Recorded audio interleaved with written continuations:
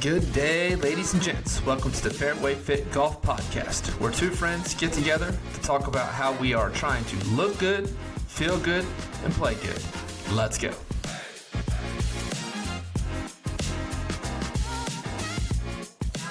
All right, welcome back, FairwayFit Golf fans. It is episode 16.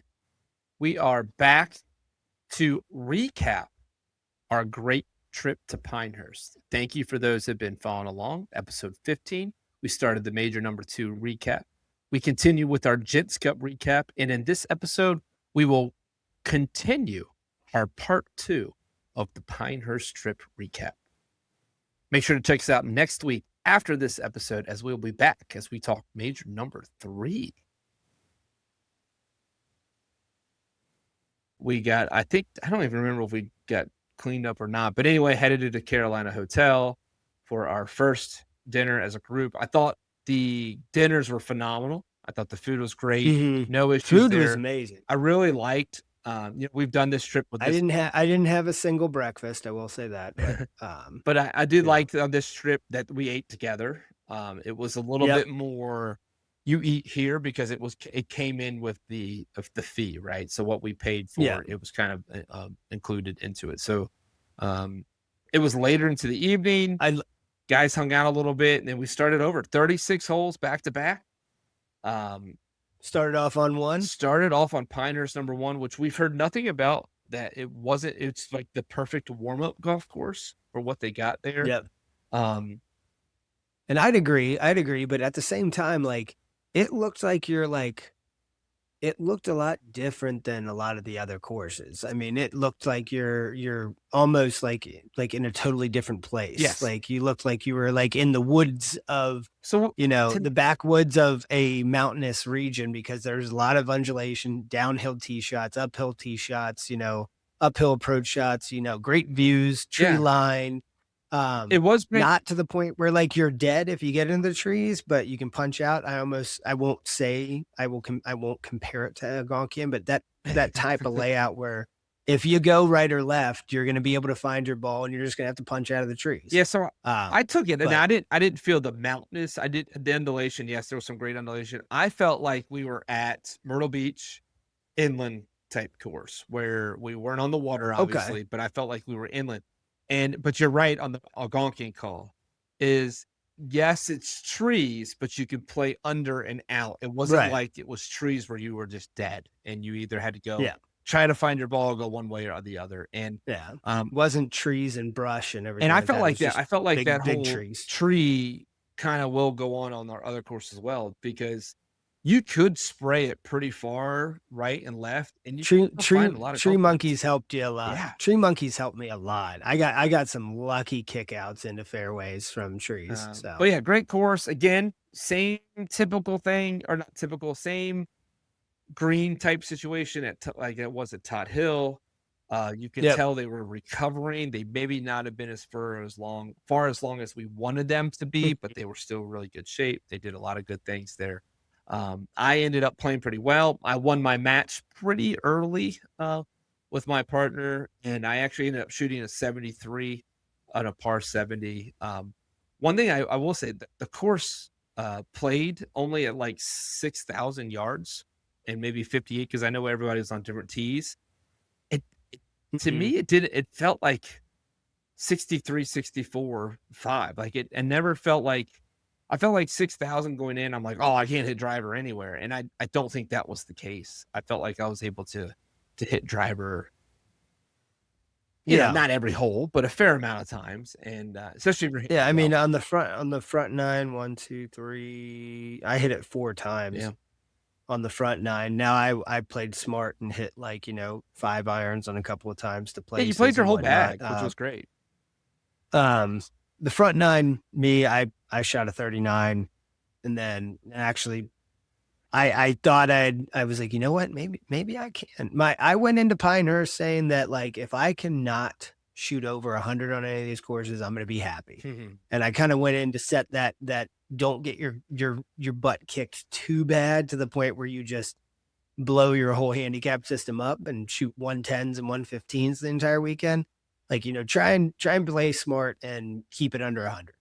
That front nine, when I fired off a 39, I was like, wait, maybe I can play down here. Mhm. And Pinehurst immediately said, hold on, duly noted, and hold my beer and smacked me in the face on the back nine. I shot 53. I don't think I parred one hole. I was just spraying the ball. I lost driver, not literally, but I lost hitting the driver on the back nine, shot a 52 for a 91 on the front nine, or on the first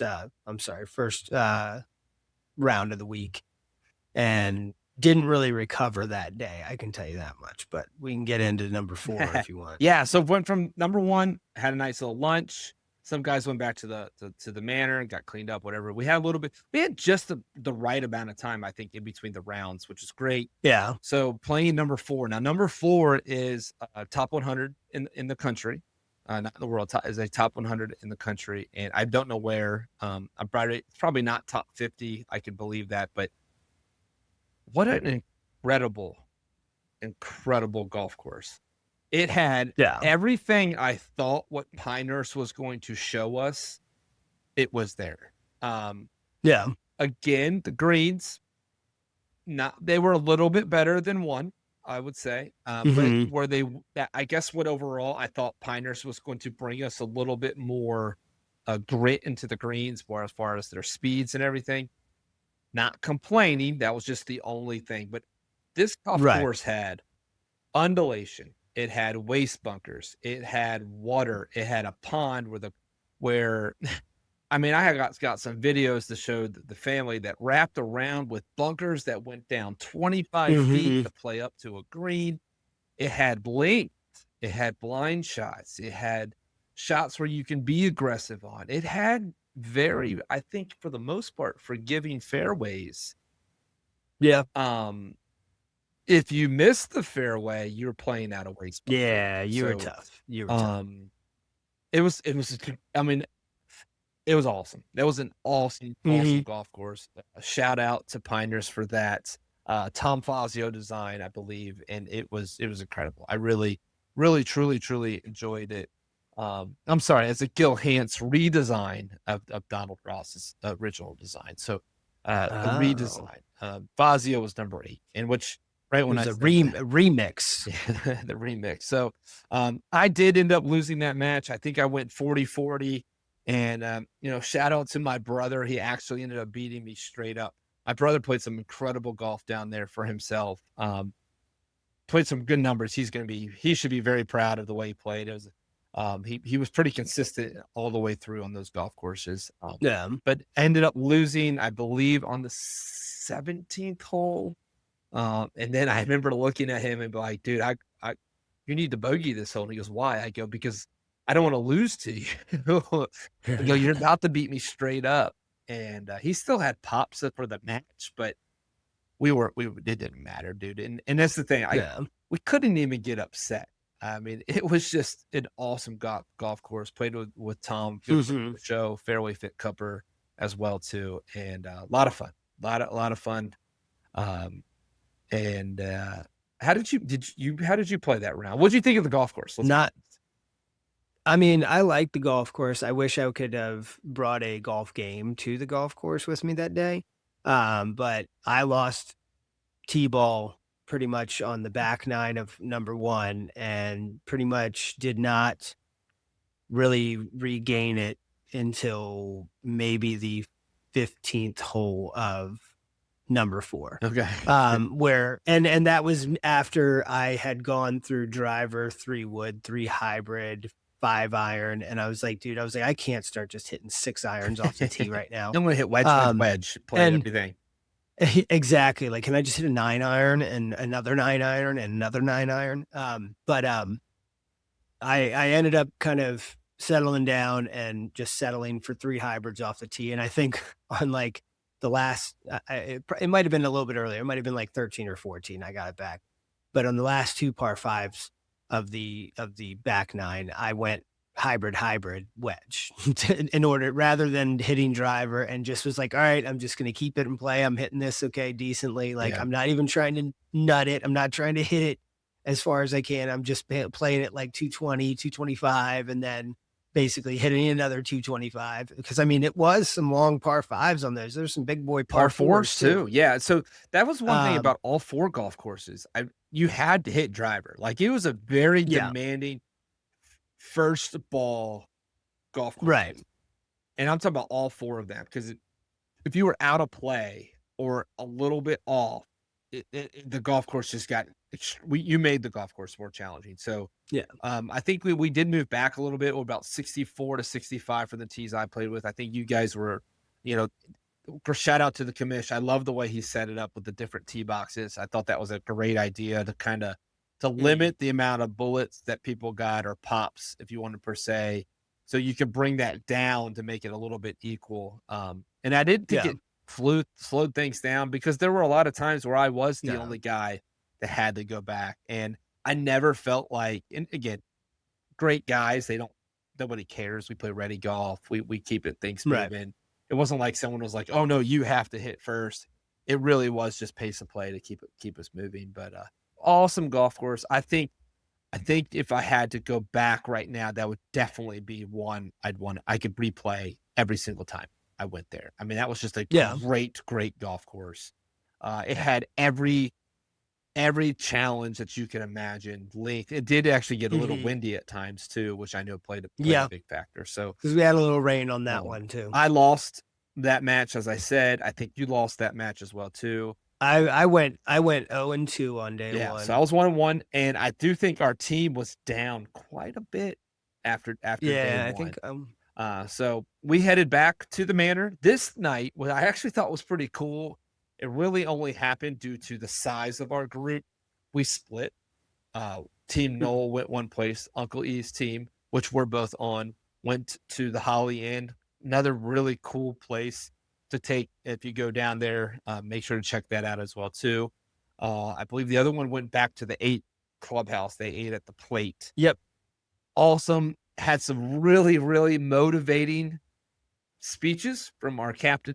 Very, I mean, just heartfelt. We can't really say too much what was said. Probably not the most appropriate to be out there, but it was not only entertaining, it was what happens at Gents Cup stays. It was awesome. But again, that pushed into the night. Guys stood up, had a great time.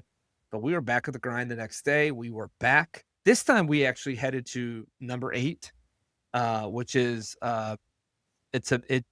so the story on number 8, I believe it's about 25 years old, maybe the mid 90s, maybe 30 years old, but it was the 100th year of Pinehurst. And this is from our historian, my brother, in the golf world. And if you look at their logo, it is a number 8 with a line underneath of it. I believe there's a circle around it.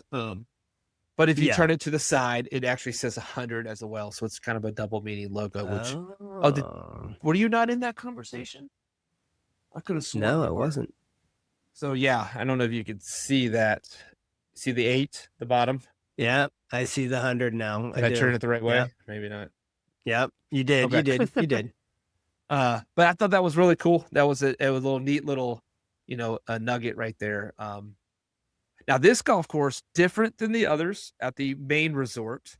I felt like this golf course could have been placed in Northern Virginia and been one of the top 3 courses in Northern Virginia. Maybe let's just say top 10 courses. I really liked this course. This course was awesome. This course was challenging, but it had so many fun factors to it. Same thing, greens. These greens looked like they had some top dressing or topsoil on them that they were trying to fill in. And we got it after a rainy night and a wet, dewy morning. Greens were tough. Greens were just tough. And I know I struggled on the greens. I just wasn't consistent enough getting that ball to the hole or getting through it, because you really just had to blast through it and try to hope to hold the line. The fairways were a little bit more narrow here. Trees were still forgiving. You could still play out of them. It wasn't like it was OB all over the place. A little bit of water come into play. Now you went off the front, I went off the back. So my vision of the golf course obviously is a little bit different than yours, just because of the tees, the number of holes we played, or the front and back.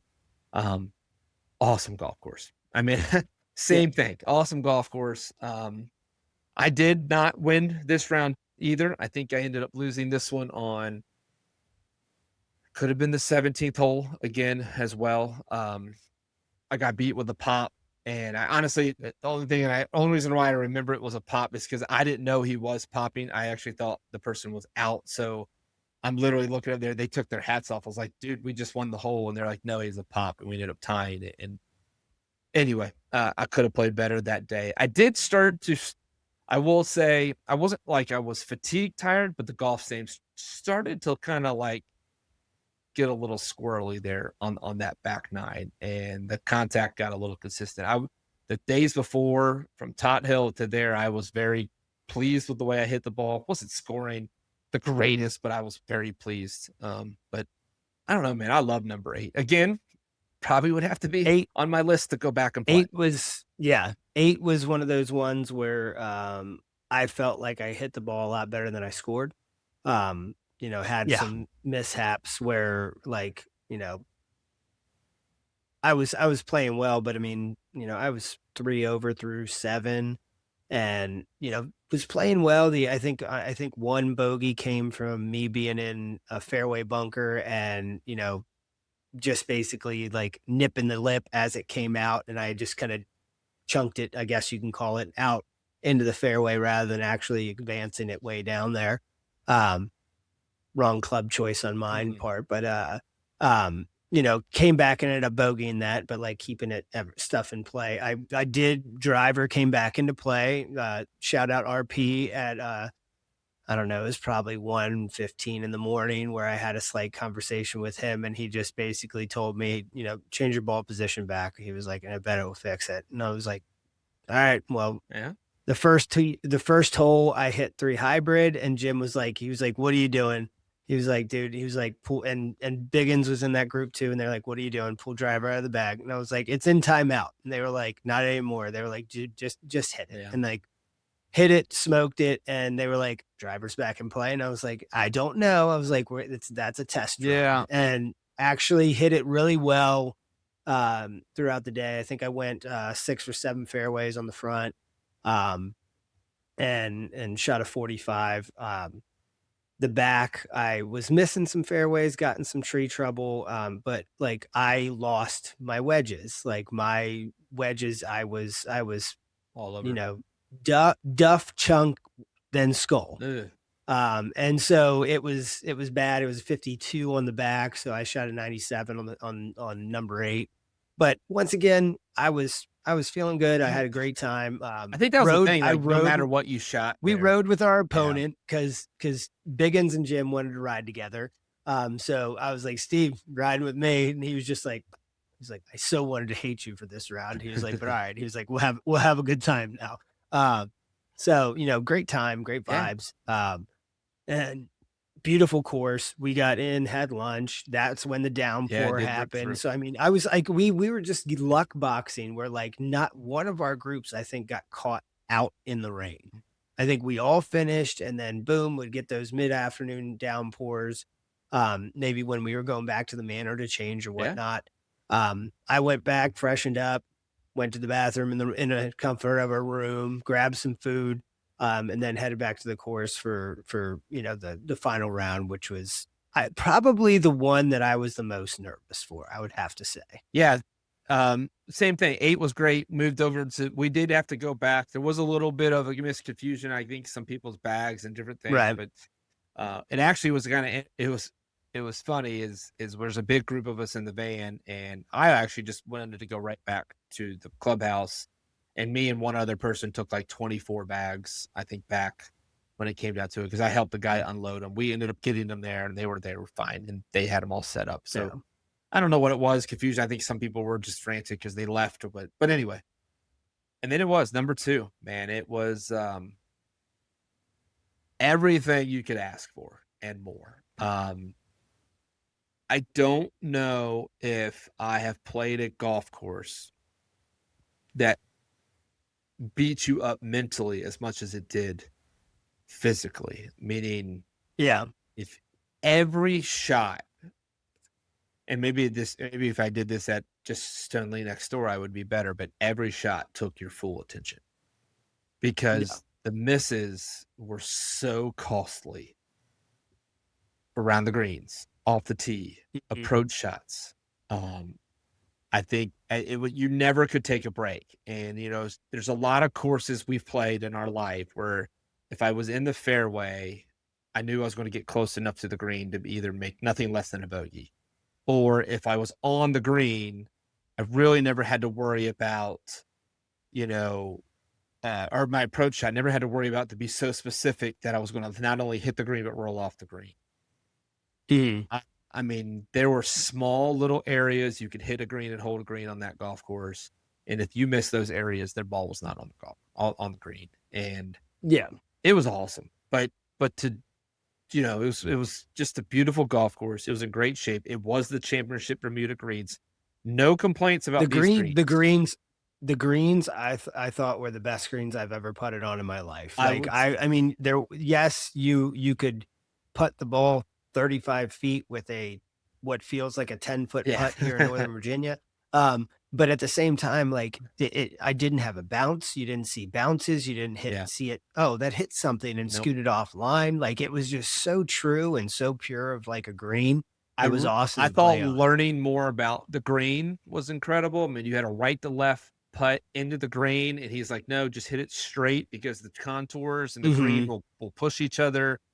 And it was true. Everything. Yeah, there was definitely some ones where he's like, you want to be over here. And I was like, really? And he was like, yeah, it's more of a straight putt than you think, not to the right because that grain's going to hold it right here. And I was like, I'm going to Chappie, I'm going to trust you. Yeah. And so, I mean, it was phenomenal. It really was great. My match, and it really, what it was funny is that I made a ton of bogeys. Like just the start, I think it went bogey, and it wasn't like I hit the ball so bad to make bogeys. I just didn't hit it good enough to make pars, which I wasn't, but I never got upset about it. I mean, we stand on the 3 tee box and he's like, yeah, this is Riggs's house from Barstool Sports. And I was like, I didn't know that. And then sure enough, I found out he bought it during COVID just because he was bored and wanted to play more golf. Nice place to buy. Then we went down further and it was Donald Ross's house. And then it was like, hey, look at these houses. That road wasn't there. If you look at these houses, they're actually backwards. And I was like, well, what do you mean? He goes, well, the back doors actually used to be the front doors because of the horse and carriage. This horse and carriage actually leads to the number 10 course. Their logo is a wagon.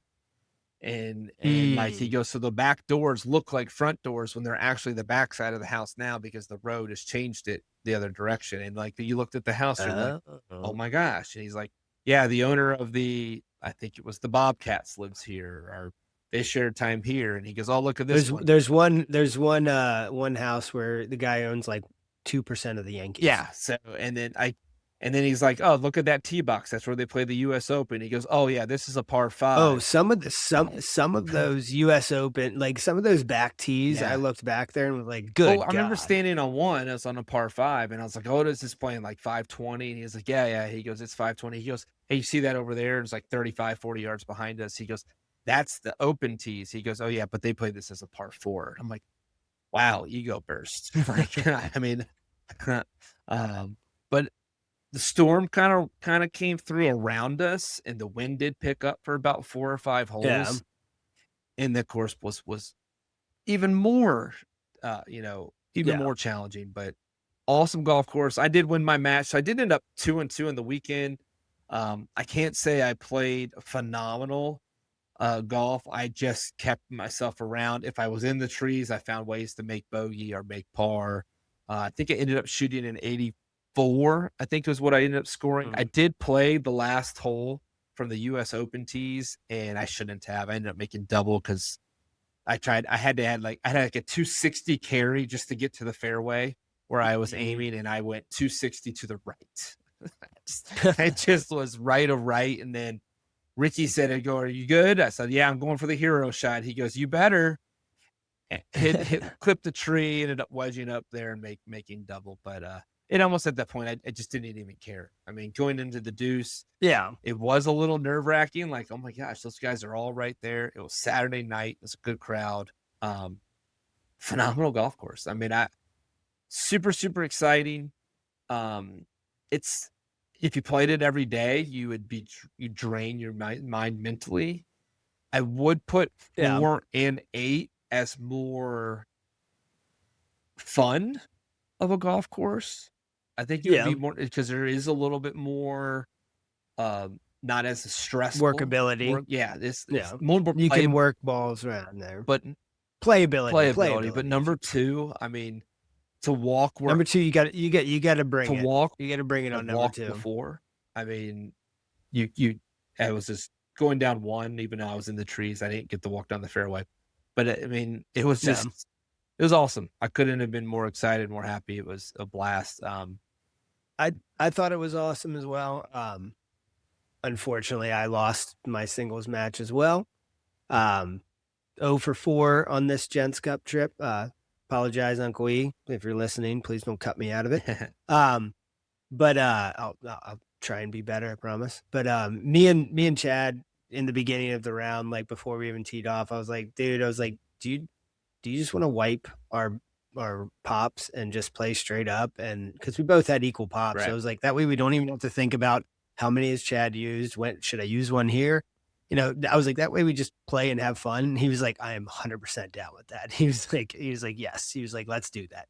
And we kind of really smoked and joked our way throughout the round. It was, I think, he went up 2 right off the bat and then kind of all squared it. And then I went up 1 at one point, then it was all square. Then he was up 1, then it was all square. Then he went up 2. And I think it was on 15. Is that par 3? But it's either 14 or 15, one of those. Like we had like 3 holes left after when we were 15 was done. A par 3, 16 is the par 5, 17's par 5. Yep, par 3 again. Yeah. 15 I'm laying dormy and the wind's picking up, and I think we had a 160-yard shot that Chappie told us he was like hit a 200 club. And I hit a 200 and I saw it down to the right of the green, and we get up there and I couldn't find it. And we looked around for a while, and then I dropped, said, Chad, good shot. And then I clipped a wedge that was so perfect that literally it stopped 2 inches from going in the hole. And I remember Chappie, Chappie and the marshal that was helping me look for the ball, because they were like, we saw it down right here too. They were like, oh, if that would have gone in, we would have gotten you a deuce on deuce coin. Like I would have gone and gotten it for you right now. So that was kind of cool of him, but match was over. We finished out. I did hit the fairway on 18. But towards the end of that round, I think that, obviously, swing got a little tired. Yeah, I felt that as well too. I started blocking the ball right where, I missed the green on number 2, basically, or I'm sorry, on 18 of number 2. My approach shot, I hit and kind of blocked it right, and was like right on the corner of like the crap and the green. Tried to chip one close like an idiot, thinking, okay, let me try and chip one close in front of this big crowd, and kind of rolled across the back of the green. And then I was smart at that point, just putted up and took my medicine. And I think I double bogeyed that as well. But I shot a 98, I believe, on number 2 to finish the week 0-5, technically. Actually 0-6, because if I lost major number 2, I lost week number 2 of the summer season, and then I went 0-4 at Gents Cup. So I had 6 big L's that I took, but at the same time, I would go back and do it in a heartbeat. Maybe with some better results, but I would definitely go back and do it. Yeah, what's interesting is, they're building number 11, but they already have 11 courses if you count the Cradle. They're thinking about putting another Cradle type course at number 10 and 11, because 10 and 11 will actually share a clubhouse. We didn't see. There's so much more to see, and we do that. I don't think I've ever been to a place where I would be like so excited just to go right back. Like I feel like it's a really cool place to be. The town was great. The resort was great. It's just an awesome place. It really is kind of like Disney World for a golfer. And had a blast. Shout out the Team Null. We were not victorious. It's the first time we haven't been victorious, but shout out the Team Null for taking home the win. We did make it very interesting after the first day. That pep talks did talk, but just fell a little bit short at the end. But awesome group of guys. Can't say anything negative about anybody. Obviously you put 32 guys that are opinionated, cocky, arrogant, all in the same room. You always think things are going to happen, and this group doesn't really do that. There's enough people for everybody. Yeah. And there's, some that do partake in things that the others don't, and it's never frowned upon about on any. Oh, yeah. And I think that's what makes it such a good group. Smoke them if you got them. And so super fun, lots of fun. Can't wait for next year on whatever it's decided and this and that. And, hopefully get that invite to go back.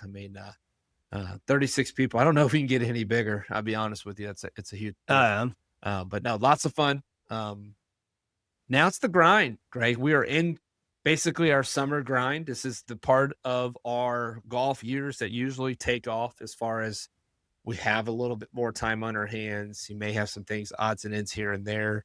But I know some youth sports have wrapped up. My kids are getting heavy into their golf season. That allows me to get out there as well too. We're got a couple things planned as a family, but for the most part, we're ready to go. And I know you brand new member now at Stone Lee. I know you're super excited to get going as well too. But let it begin. I did do my summer season round today. Yours is coming up here before the end of the week, but we'll continue with that. We've got major number 3 to come up on. We got a special round for you that's going to come up. We also have a preview as we are going to visit the number 1 golf course in Virginia coming up here in about just under 2 weeks. And in our next episode, we will kind of start to recap and talk about that as we keep moving forward. But for now, guys, like us, follow everything you can do in social media. We're on Spotify. We're on Apple Podcasts. We are Tell your friends. Tell your friends. All right. Check out our website, fairwayfitgolf.com. We have some incredible pro shop items, sweatshirts, pullovers, polos, t-shirts, you name it. You can look good, feel good, and play good anywhere on and off the golf course. But until then, I got a lot of compliments. I got a lot of compliments on our stuff down at Pinehurst, not from randoms, but from people that were there. And I just did the typical thing. Hey, you can buy this, Yeah. So make sure it's not limited edition. Make sure everybody check us out. But until next time, we will be back next week to talk more golf.